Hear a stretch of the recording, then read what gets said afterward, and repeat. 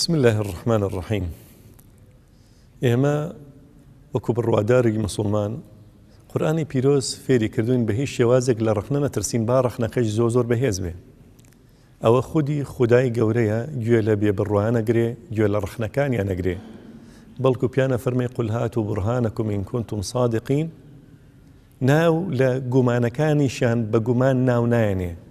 بەڵکو ناوی بەڵگەیەنێت و فەرمێ دەمتان دامەخەن، دەمتان بکەنەوە، ڕخنەی خۆتان بگرن، بەڵگە و ئەرگومنتەکانی خۆتان بخەنە ڕوو. بەڵام دوو کار هەیە زۆر بەداخەوە ڕخنەگران ئەنجامی ئەدەن، ئەویش تاوانە بەرامبەر بە مرۆڤایەتی، بەرامبەر بە زمانی دیالۆگ، بەرامبەر بە ڕۆشنگەریەتی. یەکەمیان درۆکردنە، دومیشان سوکایەتیکردن و فێڵکردنە لە خەڵکی. ئەو دوانەیە کە کەسی عاقڵ تووڕاکە، بەڵام خودی ڕخنە مرۆڤ تووڕە ناکە. زۆر ئاسایی لەگەڵ کەسێکا دانیشی دوو کاژمێر ڕخنە لە خوددا بگرێ، لە پێغەمبەر بگرێ، وەڵامی دەیتەوە. بەڵام کاتێ درۆکە، کاتێ سوکایەتێکە، ئەو دوو کارە ئەبنە هۆی تووڕەبوونی بەرامبەر. بۆیە خۆشەویستان، ڕخنەگرتن لە ئیسلام لە دێر زەمانەوە هەیە، بەڵام ئەو ڕخنانەی ئێستا ئەیگیرێن سەرچاوەکانن با بزانین کوێن. بۆ نمونە لە بابەتی شەوڕەویکردنی پێغەمبەری نازدار عەلەیهی السەڵات وەسەلام لە مەککەوە بۆ مەسجید ئەلئەقسا گومان لەسەرەوە دروست کراوە کە پێغەمبەر شەوڕەیی پێ نەکراوە بۆ مەسجید ئەلئەقسا، بەڵکو بۆ کەعبەی تائیفە. سەرچاوەی ئەم قسە پرۆفیسۆرێکی یەهودیە بە ناوی هاڤا لازارۆس، مامۆسای زانکۆ عیبریەکانی ئیسرائیلە. ئەو هاتووە یەکەم جار ئەم قسەی کردووە لە سەدەی 20. وەرگێڕی قورئان بۆ زمانی عیبری کەسێکە بە ناوی ئەهاڕون. ئەو ئەهاڕونە هاتووە ئەویش لە ڕاوەکردن و وەرگێڕانی ئەوایەتەی سوبحان الەذی ئەسرادا هاتووە ئەڵێ مەسجید ئەلئەقسا ئەڵێ چییە؟ ئەڵێ جەعرانەیە لە تائیف. باشە، ئیتر بوویە کۆلکە خوێنەوەرەکانی خۆشمان ئەو قسە قۆزنەوە، ئەوان مەبەستێکیانەیە کە موسڵمانان دوور بخەنەوە لە بەیتول مەقدس، دووری بخەنەوە، قودسێتی نەمێنن لە پێش چاویانە. بۆیە ئەو ڕخنانە ئەگرن. بەڵام زۆر گرنگە بۆ ڕۆشنبیران و ڕۆشنگەران ئەوانەی کە چاویان بەرایی نایە جوانی ئیسلام ببینن، عەقلیان کاراکەن، چاو لێگەر نەبن، گوێ بگرن لە ناموسڵمان و گوێ بگرن لە موسڵمانیش. ناکرێ هەرێکی قسەیەکی کرد بەبێ بەڵگە، ئەبێ سەرچاوە بێنیتەوە. ئەکرێ من بڵێم پێغەمبەر شەوڕەیی پێکراوە لە مەککەوە لە مەسجید الحرامەوە بۆ لالش، ئەکرێ قسەیەکی وا بکەم، ئەکرێ قسەیەکی وا بکەم. بەڵام ئایا ئەو قسەی من هیچ ئەرزش و بەهایەکی مێژووی هەیە؟ بۆ نیەتی، بۆ چونکە بەڵگەم نییە. ئەوانش کە ئەو قسانەکەن یەک بەڵگەی مێژوویان لەسەر و بابەتە نییە. بۆیە ڕخناگرن بەو شێوازە ڕخنە نابێ بژیرێ. قسەکردن و درۆکردن بەدەم زانایانەوە. ئەڵێن قورتوبی واڵێ، ئەبینی قورتوبی وا ناڵێ،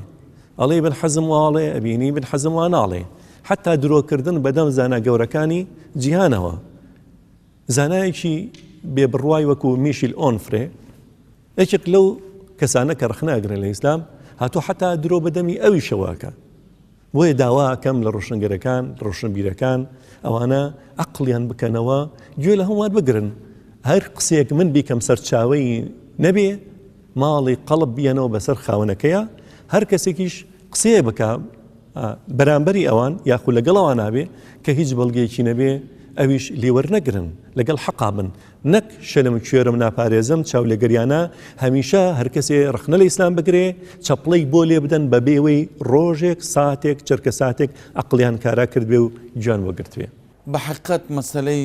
ورژاندنی کۆمەڵێک بابەت و گومان لەسەر ئاینی پیرۆزی ئیسلام هەر لە دێرین زەمانەوە بووە، لە سەردەمی پێغەمبەری خوا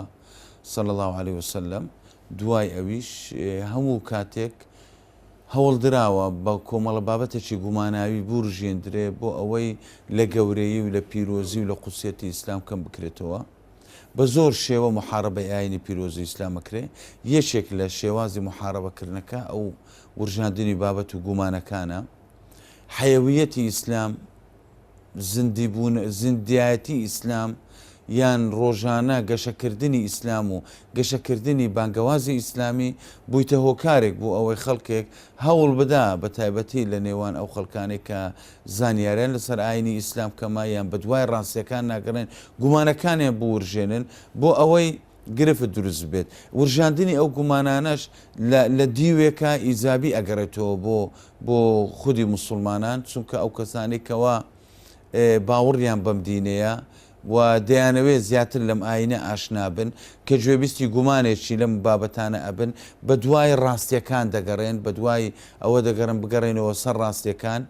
ینی بە درێژایی مێژوو نەماندیتە گومانەکان ئەو کاریگەرە سلبیان هەبێ لەسەر ئاینی ئیسلام بیتەوە کارێک بۆ لاوزکردنەوەی ئیسلام بەڵکو گرفتی تەنها لای ئەو خەڵکانە دروست کرد کە زانیاریان لە ئاینی ئیسلام کەمە یعنی وایان لێ کردووە ئەوانەی بڕێن لەسەر نیەت پاچی خۆیان کۆمەڵێک مەراسیم و یان سلوتی ئاینیەکان وی لێ بێت ئەوان تووشی دوودڵی و دڵە ڕاوەچی بن بە درێژایی مێژوێ مەگەر بێت و کتێب مستەشقەکەم بە دوواداچوونی لۆ بکەین گومانی گەلێک گەورەیان ورژاندووە بەڵام دەبینین گومانەکان جێ خۆیان ناگرن بەڵام ئەوەی جێگای داخە کۆمەڵێکشە دەبی ئێمە ئاماژەی پێ بکەین خاڵی یەکەم ئەو ڕخنانە چێ بیورژێنێت ینی زۆر سەیرە کەسێک ڕاستیەکە بزانێ خۆی چاواشە بکە بەخۆ خۆی چاواشە بکە واز لە ڕاستیەکان بێنە بێ بە دوای گومانێکدا بگەڕێ گومانێک بورژێنێ یان ئەو گومانە لە سەرچاوەیەکی لاواز بدۆزیتەوە ئێمە دەزانین مێژوو یان شەرت نییە هەرچی بوترێ هەمووی ڕاست بیت یان لەوانەیە زۆر جاران شیکردنەوەیەک ئەم شیکردنەوەی کەسیە ئێمە ئەگەر بێت و سەیری حەدیسی پێغەمبەر سەلەم ژمارە چێکزار زۆر حەدیسی زەعیفی تێدا چێ حەدیسی زەعیفە لە کوێ هات چۆن هات بۆیە اعتیمادکردن لەسەر گومانەکە سەرچاوی گومانەکە چێ گومانەکە دەورژێنی لە چ زروفێک ورژێنرایە ئەوانە هەمووی کاریگەریان هەیە لۆ ڕاستی و دروستی گومانەکە بۆیە خودی ئەو کەسی گومانەکە دەورژێنی گومانێکی گەلێک زۆر لەسەر ڕاستی قسەکانی ویش هەیە بۆیە دەبی خەڵک لەم بابەتەش ئێستا خۆشبەختانە خەڵک لەم بابەتەش زۆر وشیارە یعنی ئەتوانم بڵێم بایکۆتی ئەو زۆر ڕاگەیانانش ئەکەنکەوە ئەم زۆرە گومانانە بڵاوەکەنەوە چونکە دەزانن ڕاستیەکان چۆنە و خەڵکێک بۆ چمە بەستێک بۆ چ شتێک ئەم بابەتە بڵاوەکاتەوە خاڵی دووەم مە بەتایبەتی بڵاوکردنەوەی ئەو گومانان لە مانجی ڕەمەزانی پیرۆز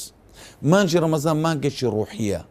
مانگێکە هەموو خەڵک خۆی تەفەڕوغ ئەکا بۆ ئەو عیبادەتە تایبەتیە کە بریتە لە مانجی ڕەمەزانی پیرۆز و بە ڕۆژی بوون لەگەڵ ئەم بە ڕۆژوو بوونە جەدوەل و بەرنامەی کاری ڕۆژانەی هەموو تاکێ گۆڕانکاری بەسەردادێ لە نووسنی لە ئیسراحەتکردنی هەتا لە ئیشی هەتا لە بەرنمەکانی لە هەمووی گۆڕانکاری بەسەردادێت ئەم هاوڵاتیە لە مانجی ڕەمەزان پێویستی بە شتێکی ڕوحیە ئاسوودەی بکات نەک شتێکی ڕوحی لەگەڵ ئەوەی کە بە ڕۆژیە لە بواری نەفسیەوە یان لە بواری سایکۆلۆژیەوە هەندێک زارە خودی ئەو هاوڵاتی کە بە ڕۆژیە لەوانی تووشی بێتاقەتی تووڕەبوون دڵە ڕاوەچێ تووشی ئەو حاڵەتانە بی تۆ بینی لەسەر ئەوەش گومانی بۆ دروست بکەین لە ڕووی عەقیدەیەوە تەڕەدودی بۆ دروست بکەین ئەوە کارەساتێکی گەلە گەورەیە ورژاندنی ئەم بابەتانە لە مانجی ڕەمەزانی پیرۆز کاریگەری سلبی لەسەر ناخی بە ڕۆژبووەکە هەیە کاریگەری سلبی لەسەر دەرونی بە ڕۆژبووەکە هەیە بۆیە پێویستە دەستگایەکانی ڕاگەیاندن یان ئەو کەسانە کە نیەتیان ورژاندنی ئەو بابەتانە چاودێری بواری دەرونی هاوڵاتیان بکەن چاودێری بواری دەرونی بە ڕۆژبووەکان بکەن نقطەی سێمین ورژاندنی ئەم بابەتانە ئەم گومانانە خەتەری لەسەر ئەمنی قەومیشمان هەیە لە دیوەشتر ئەمنی قەومی ئێمە ئەمە خۆمان دەزانین لە سوارچێوەیەک دەژین هەمویان دژمنی ئێمەن لایەکمان شیعەیە هەم لەبەر مەزهەبیەکە هەم لەبەر نەتەوەیەکە دژایەتیمانەکە خۆشمان دەبینین ئێران چەندین جار دژایەتی کردوینە شیعەی عێراق چەند جار دژایەتی کردوینە تورکیا سووریا داعش پاشماوەی داعش تا ئێستا لە بەشێکی زۆر لە شارەکانی عێراق ماوە بیری توونڕۆوی تا ئێستا خەتەرە لەسەر عێراق و لەسەر هەرێمی کوردستان باشە تۆبینی ئەم بابەتانە بورژێنی لە زمەیەکی تر ئەدەیە خەڵکێکی تیرۆرز خەڵکێکی دژ بە کورد کە کورد دەیەوێت دژایەتی ئاینی ئیسلام بکات گومان لەسەر ئاینی ئیسلام دروستەکە بۆیە لەسەر هەر سێ لایەنەکە لایەنی ئیمانی کاریگەری سلبی تا ڕادەیەک دەبێت لایەنی دەرونی کاریگەری سلبی دەبێت کارێک لایەنی ئەمنی و نیشتیمانی ئەوش کاریگەری سلبی دەبێت کەوا بچێ سوودی لێ ئەبێنێت. بسم الله الرحمن الرحيم الحمد لله رب العالمين والصلاة والسلام على خير خلقه محمد وعلى آله وصحبه أجمعين. فيش يا أخو بخير بين خاز خير تام بداته يا ربي أو أي شيء وده كان أواز بيتي سرشاني خوتانا كبراسي وكو بيام كهرب السن هوشداري أو خلق بكن دوهر سنة روايك بس وإسلام ومسلمان عندك ريتن طبعا بيجوي باسي أو زوابي أو برسياري بريز بدموه بيم خوش حقيقتك بلهم دولة سن وظيفة وأداء للسرة دولة صلاة حكومات سن واجبك سن أداء وظيفة هي دبي زيبك يقدوانا دفاع كردن وباراستني عقيدة وديني خلقه أو واجبي دولته دولة كاتي كوا أو وظيفة زينها كاتن دبي ريش بي بدا ما مستاني آيني بو أركي خوان هستن سوكا باراستني عقيدة إسلامي باراستني ديني خلق دوكاس حفظي دكاتنو دي باريزي بدرزي يك دولة باشن بدرزي دو ما مستاني آيني ألي كان دبيني براسي أو هيرشنا رواي بوسر مسلمانان وبوسر إسلام وخودي قرآن دكريتن دبي دولة بوازبي خوي بزانيتن ودفاعي شي بكا ودولة محاسبة أو كسانة بكاتن دا صلاة محاسبة أو كسانة بكاتن كأو هيرشنا رواي دكن وبتون تلين سجاس عقوبيان بداتن تقول لتاريخ إسلامتي لتاريخ مربعاتي هر دولتك هر دا صلاتك كديني شي هر دا بجيل ديكات ديني رسمي دولتي خوي دبي أم دينش حفظ بكاتن وبيباردي هر كسك هرشي نارواي كرد دبي أم دا صلاة بي عقوبة يبدا لبر أوي رأي عامي خلشي بريندار دكاتن أجر دولة خوي كركرت خوي بيدن كلو مسألة دا ما مستعني آيني براسي دبي ألو حالة دا هستن دفاع لعقيدة ودين وبيرو برواي أو خلقي بكن كوا كإيما دينو بيرو بروامان إسلامتيا زادير بلام هوكاري بيدنجي أم دولة ودا صلاة السير لم هرش كرنا سر إيسا بوسر مسلمان وإسلامتي وخودي قرآن ذكري قناعت من ويا شاردوي أو همو بوخلواتي وقندلي خويتي لبروي كاتك أو دمقدوي بيدا دبي أو مزادلة ومناقشة وخلشي بيدا دبي اوتوماتيكيا خلق لبير دكان دا صلاة سياني دكا دا صلاة سنقندلية كات دا صلاة ملكو ساماني أم خلق دخواتن أما أسلوبي شي دا صلاة حكومة كان كبو شوية أو خلقان هانددن كوا إثاري أو موضوعنا بكن بوي براسي پرده پوشي أو همو تاوانو خراب كاري خويان بكن دمينيتو ما مستعاني آيني براسي أو زوي سرشاني خويتيان كوا هستن دفاعي شي زدي ودفاع شي ببرنامج الريش بو أو مسألة بكن أما جنابه بفوزابتن إيك دبي كمين شد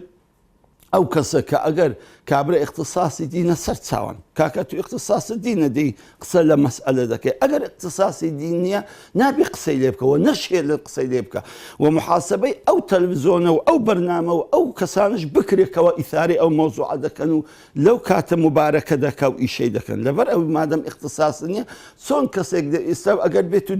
ملاك بي باسي دكتور يبكى باسي فيزياء يبكى هاي حياة من دنيا إذا سكاو لكن باش بوك أبراجي غير ملا غير أهل علم غير اختصاصي بدين بيتن باب كيف يخوش شبهات وإثاري شبهات بكال سلام إسلام دا زابوي براسي مع مسلمان بيوي سبات سنشوي شي زور توكمو زدي أم إيشا بكنو يكمين أم إسلام الرونة هيش شارع ويتدانية وكلا كسي شرمناك ولا كسي جناترسي أقر رازك بعداوي حواري مباشر بك بس نق لا تلفزيوني كابرة فتنة دروس كاتن سكوا لكاتك أتو ما مستاهي ديني لقى كابرة كإثارة شبهات دكا أصلا مزيعك اللي ناقرتن أو قضية زوان روم ببتوا هردي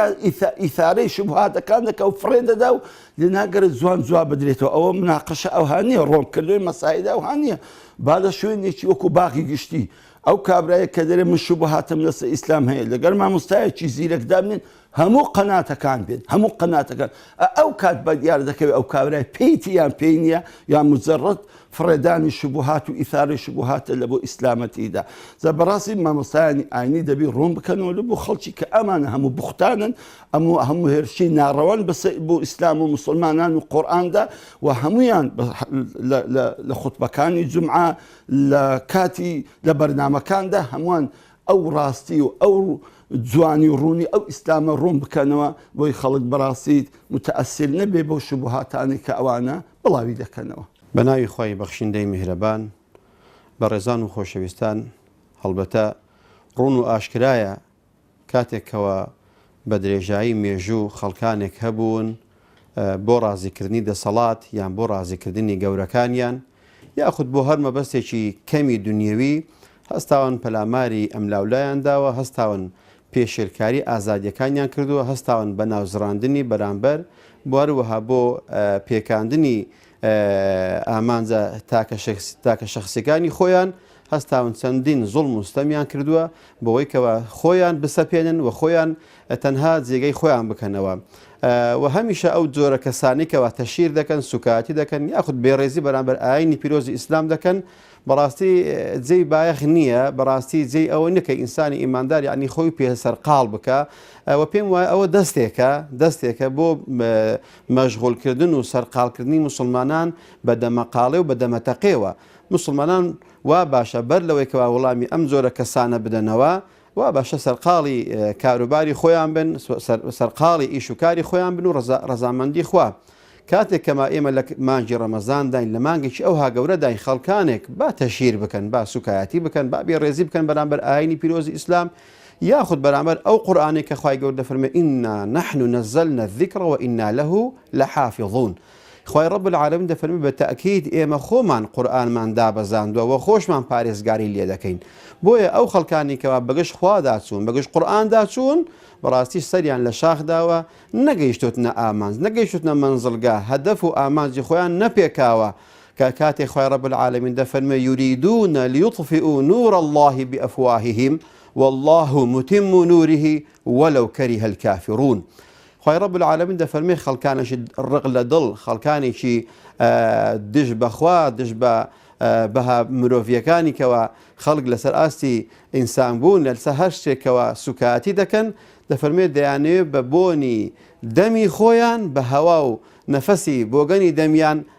چرای ئیسلام بکوژێنەوە خوای رب العالمین دەفەرمێ والله متم نوره خوای گەورە خۆی تەواوکەری ئەم دینەیە خوای گەورە خۆی ئەم دینەی ڕەوان کردو بۆ خۆشی پارێزگاری لێ دەکات بەڵام ئەوەی کەوا پێویست بێ لەسەر ئێمە بەڕاستی ئێمە وەکو مسلمان دەبێ هەڵوێستمان هەبێ لە چوارچێوەی یاسا لە چوارچێوەی ئەو حقوقانی کەەوە دیاری کراون کاتێکەوە خەڵک ناوی دەزڕێندرێ پێشێلکاری بەرامبەر دەکرێت ئەویش بۆی هەیە لە بەرامبەرەوە بەڕاستی داوای مافی خۆی بکە ئێمە لە وڵاتێک دەژین 95 بەسەری مسلمانە بۆیە کەسێک هەڵبستێ سوکایەتی بێڕێزی بەرامبەر عەقیدەی 95 ئەم شارە بکە بەڕاستی ئەوە نیشانەی یەکەم نیشانەی دۆڕاوی خۆیەتی و وزاری واشەیە لەوانەیە لە دەسەڵاتەکە ڕاببینێ دەسەڵاتەکە دەسەڵاتێکی ئەلمانیەتە ئەلمانیەتیش معلومتانەکە هەمیشە دوو کەس بستە دادگا کەسێکیان مسلمان بێ یەکیان غەیرە مسلمان بێ بەبێ ئەوەی حەق بزانێ بەچێیە لایەنگیری ئەلمانیەکە و بێدینەکە دەکات لەسەرەوەی کەوا مسلمانێک بێ بۆیە ئەم خەڵکە نەفزن زمانە ئەم خەڵکە کاوا خەریکی بێڕێزین خەریکی تەشیرن بەرامبەر خوا و پێغەمبەری خوا صلی الله علیه وسلم بەرامبەر قورئان بەرامبەر مسلمانان بەڕاستی بۆ زیادکردنی وەکو دەڵێ داهات و بودجەیانە بۆ بەدەستهێنانی مافی شخصی خۆیانە و ئیمتیازاتی شخصی بەدەست بێنن واتە بۆ خۆشەویستکردنی خۆیانە واتە وەکو ماستاوکردنێکیشی لێ دێکاتێکەوە خەڵک بەرامبەر بیر و باوەڕ و عەقیدەی 95 خەڵکی کوردستان یان خەڵکی عێراق ئەو هەموو بێڕێزیە بکە هەر وەکو دەڵێ هەوڵەکە بۆ کولێرەکەیە کوردەواری خۆشمان جوان ناگوت دەڵێن ڕاوی ڕێوی بۆ کەوڵەکەیەتی پێمان وایە ئەوانە بۆ موچە بۆ پارە و بۆ ئیمتیازات شخصی ئەم سوکایەتیانە دەکەن و هەروەها هەم لە دەسەڵات ڕادەبینن هەم لەو مسلمانە ساردخەمانەش کەواوەکو ئێمە بەڕاستی ئێمە لە ئاست پێویست دانین لە بەرگریکردن لە بە جواب هاتنی لەسەر ئاینەکەمان کاتێک خەڵکێک بە بێدەستنوێژی بە پێخاوسی بە سەرڕووتی بە ناو بەها پیرۆزەکانی ئیسلام دەکەوێت بە ناو دروشمە بەرزەکانی ئیسلام دەکەوێت مسلمانانیش نوقەیان نییە هەستیان نییە جارێک دوو سێ لەوانەیە ئەو خەڵکا بزانێکەوە مسلمان تووشی نەرمە و پێی دەوێرێ و هەوڵ دەدا بەوەی کەەوە ئیستیغلالی بکە ئەوها سوکاتی پێ بکە و خۆی ئەگەر ئاینی پیرۆزی ئیسلام ئاینێکە ڕێز لە هەر هەموو خەڵکی دەگرێ بە وێڕای جیاوازی هەموو بیر و ئایدۆلۆژیەکانەوە مسلمانە غیرە مسلمانە مەسیحیە جوولەکەی هەر شتێکەیە لە ئاینی پیرۆزی ئیسلام مافی پارێزراوە ڕێزی پارێزراوە بەڵام ئەو خەڵکانە بەداخەوە گوێیان نەداوە بە هیچ بنەمایەکی مافی مرۆڤ بە هیچ ئاینێکی ئاسمانی و بە هیچ بەهایەکی بەرزی مرۆڤایەتی بگرە بەبێ نیزام بەبێ یاسا بەبێ گەڕانەوە بۆ هەموو دەقێک هەستاون بەوەی کەەوە خۆشەویستکەن و خۆ شیرینکەن جێویان بە ئیسلام داوە سوکاتی بەخوا دەکەن و جاری وهەیە خەڵکانێک لە ژێر پەردەی زانایانی ئاینی ئیسلامەوە دەیەوێت لە ئیسلام بدا بەکرێ گیراوە دەیەوێت سوکاتی بە سنەتێکی پێغەمبەری خوا بکا صلی الله عليه وسلم. ئەرکی مامۆسایانی ئاینی ئەرکی خەڵکیشەوەیە نەکەن خەڵک سیاسەتی گەوجاندن گێژاندن گێلاندنتان لەگەڵا ئەنجام بدا بە عەقڵی خۆتان بیر بکەنەوە هەرچیەک ئەبیسن هەرچیەکە بینن هەرچیەکە خوێندنەوە مەرج نییە ڕاز بێ داوای بەڵگەی لێ بکەن هەر کەسێک بەڵگەی نەبوو باوەڕی پێ مەکەن بەڵگەکەش ئەوە نییە هەر لە خۆی و بڵێ لە فلان سەرچاوەدا بگەڕێنەوە بۆ سەوە سەرچاوانە بزان ئەو قسانە هەیە نییە ئەرکی مامۆسای ئانیش بسپۆڕانشەوەیە بەهێمنی بەهێوری بەبێ ئەوەی دەست بکەن بە جنێودان تووڕەبوون قسەی ناشرینکردن هەر دەرفێک چی تێدای ئەوەی لێڕژێ ئەگەر دەرف و جامی بەرامبەر قێزەون بێ و بۆگەنی بێ ئەوەی لێبڕژە ناکرێ ئێمە دەرفی خۆمان جامی خۆمان پیسکەین لەبەر خاتیەوەی بەرامبەر جامەکەی پیسە ئەبێ ئێمە عەقڵی خۆمان لە دەست نەدەین ئارامی و هێوری خۆمان لە دەست نەدەین بە شێوەیەکی حەکیمانە بیر بکەینەوە بزانین قسەکە جاری وایە قسەکەی ڕاستە بیرەکەمەوە چێ لە ڕاز نییە ئەگەڕێم بە دوای سەرچاوەکانە بەڵگە و ئەرگۆمنتەکان کۆکەمەوە بزان ڕاز بووی خەمە سەرسەرم با قسەکە لە زاری شەیتانیشەوە هاتوێتە در من تاکی دەکەمەوە ئەرچی حکومەت و لایەنە پەیوەنددارەکانە چیتر ئەو ئازادی ڕاگەیانە نەمێنێ ئاسوکە ئازادی ڕاگەیاندن دەی بە شێوەیەک بێت تەنزیم بکرێ کاریگەری لەسەر بەرامبەرەکە نەبێت ئێمە لە هەرێمی کوردستان پێکەوە ژیانی ئاینیمان بەو پەڕی پیرۆزی بۆ پەڕی باشی پاراستووە شانازیشی پێوە ئەکەین بەڵام ئەوە ناکرێ لە ژێر پەردەی ئازادی ڕادەربڕین بێڕێزی بەرامبەر بە بیر و باوڕی ئاینی پیرۆزی ئیسلام بکرێ چۆن ڕێگە نادرێ بێڕێزی بەرامبەر دینی مەسیحی دینی یەزیدی هەر دینی جوو هەر دینێشتر کە لە هەرێمی کوردستانە بێ نابێ ڕێگە بدرێ بێڕێزی بەرامبەر بە ئیسلامیش بکرێ بۆیە ئەرچی داواکاری گشتیە کە بەشێکە لە حکوومەتی هەرێمی کوردستان ئەرچیتیان بە دوواداچوون بۆ ئەو بابەتانە بکەن دەقە یاساییەکانیان لەسەر جێبەجێ بکەن کە لە چەند دەقێکی یاسای ڕاستەوخۆ هەم لە یاسای زادانی عراقی هەم لە ڕەشنووسی دەستوری هەرێمی کوردستان هەم لە دەستوری عراق کارسێکیان کارپێکراون لە هەرێمی کوردستان تاکید لەوە ئەکاتەوە نابێ بێ ڕێزی بەرامبەر هیچ ئاینێک بکرێ ئەگەر بێت و ئەو کەسەی گومانەکان ئەوڕژێنێ بڵێ من بابەتێکم تەحلیل کردووە بەی شێوەیەک ئەمە نەکەویتە خانیشیکردنەوەی بابەتەکان بەڵکوەکەوێتە خێشی خانەی بێڕێزی بەرامبەر ئاینەکان چونکە بەرچێ ئەوە زۆر شت ئەگوترێ گومان لەسەر قورئانیش دروست دەکرێت کە قورئان مەزدەری تەشریعە ئایا چۆن نەکرێت گومان لەسەر مەزدەری تەشریعی قەطعی الورود دروست بکرێ کە بە درێژایی مێژووی لە سەردەمی پێغەمبەر بۆ ساوسەلەم کە دابەزیوە تا ئێستا کەس نەیتوانیوە گومان لەسەر ئاەتێکی قورئان بەو شێوەیە دروست بکە ئەمە خاڵێکم خاڵی دوم ئەرچی خەڵکە بایکۆتی ئەو تەلەڤیزیۆنانە بکەن حیساب بۆ ئەو خەڵکە نەکەن گوێ لەو زۆرە کەسانە نەگرن بەڵکو کاتی خۆ بە فیڕۆ نەدان گوێ لە زۆرە کەسانە بگرن و ئەرچی مامۆستایانی ئاینیە شیکردنەوەی زیاتر لە بۆ هاوڵاتیان بکەن بێتە شیر بێ ناوزڕاندن بێ هێرشکردن و کافرکردنی خەڵک بەڵکو ئەو گومانانە زیاتر شی بکەنەوە بۆ ئەوەی بابەتەکە بۆ هاوڵاتیان زیاتر ڕوون بێت یعنی دەبی شتێکی تێدابێ ئەوە شتەکە ئەوە قەنەعەت ناکەم هەر لەو گۆڕەی دیلا و فیلا ئیشەکەی بکەن حتمما وشی بیدایەتی گوتم یان ئەوەتە بۆ پەردە پۆشکردنی زۆر حەقائیقە خەڵک ئێستا لە ناو معانات و زەحمەت و ئازار و ناخۆشیدای بەوەی ئەوانەی داپۆشن یان ئەوە تا ئەوانە دەویان چەور کرا و سوودێکی لێ دەبینن ئەو ئیشەی کاتێکەوە دەسەڵاتێکت هەیە ئەم دەسەڵاتە هەموو داهاتی ئەم وڵاتی قۆڕخ کردووە ئەم زانایە نایە داوا لە دەسەڵات بکە بڵێ ئەی دەسەڵات ئەم قوت و بوجە و موچەی خەڵکت چ لێ کردووە بەڵام ئەگەر مسلمانێک دوو ڕکعات نوێژ دەکات دەڵێ ئەمە بیدعەیە یان ئەمە جائیز نییە یان ئەمە دروست نییە ئەگەر بێت و تۆ ئەوەندە بەخەمبی لەسەر ئاینی پیرۆزی ئیسلام و سنەی پێغەمبەری خوا صلى الله عليه وسلم دەبێ ئێمە زیاتر بەخەمتر بین لەسەر ئاینی پیرۆزی ئیسلام خەم لە دینەکەمان بخۆین خەم لە دینی مناڵەکانمان بخۆین کە بەیانی چ ئاینێک هەڵدەبژێرن چ بیرکردنەوەیەکیان دەبێ بەرەو چ ئاقارێکیان دەبن بەداخەوە ئەوڕۆ خەڵکێک وەکو دەستیان لە پشتی درراوە گڵۆپی سەوزیان بۆ پێکراوە بۆەوەی کەوە تەشیر بکەن بە ئیسلام و تەشیر بکەن بە عەقیدە و بیر و باوەڕی مسلمانان بەڵام دەبێت مسلمانانش بێدەنگ دەبن بە تایبەت زانایانی ئاینی و هەروەها ئەم کەناڵە بەڕێزانە ئەم کەناڵە پیرۆزانی کەوا دیفاع لە ئاینی پیرۆزی ئیسلام دەکەن خزمەتی ئیسلام دەکەن ئەرکی سەرشانی هەریەک لە ئێمەیە کەوا لە ڕێگای یاسا لە ڕێگای ئەخلاقی بەرزی مسلمانانەوە دیفاع بکەین بەرهەڵستی ئەو جۆرە کەسانە ببینەوە کەوا سوکاتیمان پێ دەکەن و بێڕێزیمان بەرامبەر دەکەن بەڵام خوا نەخواستە دوور لە تونند و تیژی دوور لەوەی کەوا ئێمە بتوانین زەربە بە ئیسلام بگەێنین کاتێکەوە ئاینی ئیسلام ئاینی سەلامە ئاینی ئاشتیە ئاینی سلم و پێکەوە ژیانە نابێ ئێمە ژیان تاڵکەین نابێ ئێمە ژیان بشێوێنین دەبێ ئێمە لەو خەڵکی بەرامبەری خۆمان بگەێنین کە هەموو کەسێک مافی هەیە هەموو کەسێک مافی ئازادی خۆی هەیە بەڵام مافی ئازادیەکان دیاریکراون و ڕەهانیە نابێ خەڵکێک بەبێ چاودانە هیچ بنەمایەکی شەرعی بنەمایەکی یاسایی دەست بکە بە سوکاتی و بێڕێزی و تەشریکردن بە قورئان و بە ئاینی پیرۆزی ئیسلام بەڕاستی ئەوە قابلی قبول نییە بۆی ئێمە داوا دەکەین هەموو کەس لە ئاس خۆی ئەگەر بە نووسینی یەک مەقالە و یەک نووسراویش بێ ڕەدێک بداتەوە بۆ ئەم خەڵکە بێدینە ئەم خەڵکە شکست خواردووە ئەم خەڵکەیکەوە وەکو دهۆڵکوتی ئەلمانیان و بێدینەکان هەستاون بەوەی کەوا پەردەپۆشی ئەم هەموو گەندەڵی و ئەم هەموو ناعەدالەتیەی بکەن کاتێکەوە هاتوون سەتا پەنجای دەنجی وڵاتەکەیان دزیوە هاتوون دەنجی ئازادیان کپ کردووە دەیانەوێ ئەم باسوخواسە بێدەنگکەن کپی بکەن خەڵک سەرقاڵ بکەن بە باسوخواسی ئاینی بە باسوخواسیەوەی کەوا من لەگەڵ مسلمانێک لەگەڵ جیرانێکی خۆی دراوسەیەک برایەک لەگەڵ کەسێک تەشیر بکە لێک عادز بن بۆیە ئێمە دەبێ ڕێز لێکتری بگرین دەبێ ئێمە حسابی بەرامبەرمان بکەین.